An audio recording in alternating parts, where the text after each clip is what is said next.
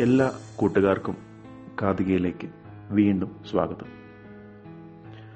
ഇന്ന് കാതികയിൽ നമ്മൾ അക്ബറിന്റെയും ബിർബലിന്റെയും മറ്റൊരു കഥ ആണ് പറയുന്നത്.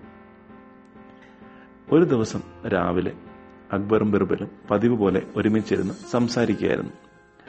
സംസാരത്തിനിടെ ബിർബൽ അക്ബറിനോട് പറഞ്ഞു, ജഹാംപന, എന്ത് സംഭവിച്ചാലും ആ സംഭവിക്കുന്നത് നല്ലതിനു വേണ്ടി മാത്രമായിരിക്കും. അക്ബറിന്റെ കയ്യിൽ അപ്പോൾ ഒരു ആപ്പിൾ കഷ്ണമുണ്ടായിരുന്നു. അദ്ദേഹം ഒരു ചെറിയ കത്തി കൊണ്ട് ആപ്പിൾ മുറിച്ചു തിന്നുകയായിരുന്നു.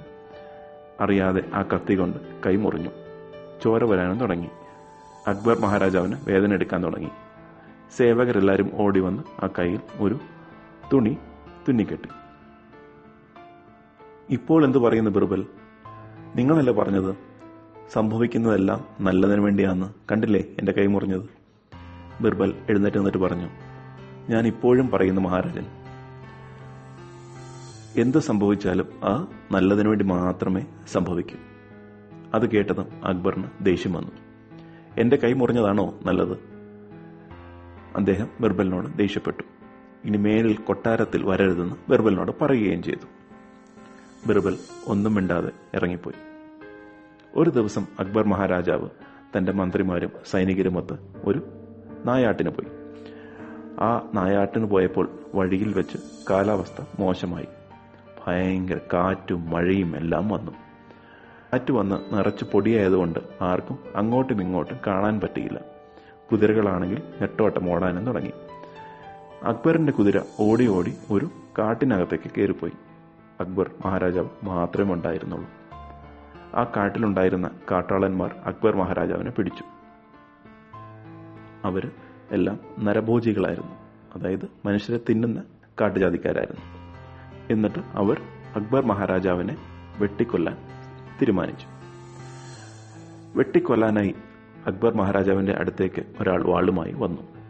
ആ വാള് വീശാൻ തുടങ്ങിയതും അയാൾ പറഞ്ഞു, അയ്യോ, ഇയാളെ നമുക്ക് കൊല്ലാൻ പറ്റില്ല. ഉടനെ അവിടുത്തെ നാട്ടുപ്രമാണി ചോദിച്ചു, എന്താ കൊല്ലാൻ പറ്റാത്തത്? നോക്കൂ, ഇയാളുടെ കയ്യിൽ ഒരു മുറിവുണ്ട്. നമ്മുടെ നിയമം അനുസരിച്ച് എന്തെങ്കിലും മുറിവുകളുള്ള ആളെ നമുക്ക് കൊല്ലാൻ കഴിയില്ല. ആ നാട്ടുപ്രമാണി സമ്മതിച്ചു. അയാൾ അക്ബറിനെ നോക്കി പറഞ്ഞു, നിങ്ങൾ ഇപ്പോൾ രക്ഷപ്പെട്ടിരിക്കുന്നു. ഈ മുറിവില്ലായിരുന്നെങ്കിൽ ഞങ്ങൾ ഇപ്പോൾ നിങ്ങളെ വെട്ടി കൊന്നേനെ. അക്ബർ മഹാരാജാവിന് ആശ്വാസമായി. അവർ അക്ബർ മഹാരാജാവിനെ അവിടുന്ന് വിട്ടയക്കുകയും ചെയ്തു. തിരിച്ച് കൊട്ടാരത്തിൽ വന്ന അക്ബർ മഹാരാജാവ് ആദ്യം ചെയ്തത് ബിർബലിനെ വിളിക്കുകയായിരുന്നു. ബിർബലിനെ വിളിച്ചിട്ട് അക്ബർ പറഞ്ഞു, ബിർബൽ, താങ്കൾ പറഞ്ഞത് ശരിയാണെന്ന് എനിക്ക് ഇപ്പോൾ മനസ്സിലായി. സംഭവിക്കുന്നതെല്ലാം നല്ലതിനു വേണ്ടി തന്നെയാണ്. എന്റെ കൈ മുറിഞ്ഞില്ലായിരുന്നെങ്കിൽ അവരെന്നെ വെട്ടിക്കൊന്നേനെ. അതെ മഹാരാജൻ, ഞാൻ അപ്പോഴേ പറഞ്ഞില്ലേ, ബിർബൽ പറഞ്ഞു. അങ്ങ് എന്നെ പറഞ്ഞു വിട്ടതും നല്ലതിനു വേണ്ടി മാത്രമാണ്. അതെന്താ അങ്ങനെ പറഞ്ഞ ബിർബൽ? അക്ബർ തിരക്കി. ബിർബൽ പറഞ്ഞു, അന്ന് അങ്ങ് എന്നെ പറഞ്ഞു വിട്ടില്ലായിരുന്നെങ്കിൽ ഞാനും അങ്ങയുടെ കൂടെ നായാട്ടിന് വന്നേനെ. എന്നിട്ട് വനത്തിലുള്ളവർ നമ്മൾ രണ്ടുപേരെയും പിടികൂടുമ്പോൾ അവർ മഹാരാജനെ വിട്ടയക്കും. മഹാരാജന്റെ കയ്യിൽ മുറിവുണ്ടല്ലോ. എന്റെ കയ്യിലാണെങ്കിൽ മുറിവുമില്ല. അവരെന്നെ വെട്ടിക്കൊന്നേനെ.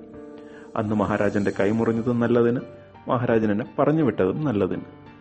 ഇത് കേട്ടതും കൊട്ടാരത്തിലുള്ള എല്ലാവരും ചിരിക്കാൻ തുടങ്ങി. അക്ബറിന്റെയും ബിർബലിന്റെയും ഈ കഥ കൂട്ടുകാർക്ക് ഇഷ്ടപ്പെട്ട് കാണുമെന്ന് വിശ്വസിക്കുന്നു. കാതികയിലെ കഥകൾ നിങ്ങൾക്ക് ഇഷ്ടപ്പെടുന്നുണ്ടെങ്കിൽ നിങ്ങളും നിങ്ങളുടെ കഥകൾ അയച്ചു തരിക. അടുത്ത കഥ കേൾക്കും വരെ നന്ദി, നമസ്കാരം.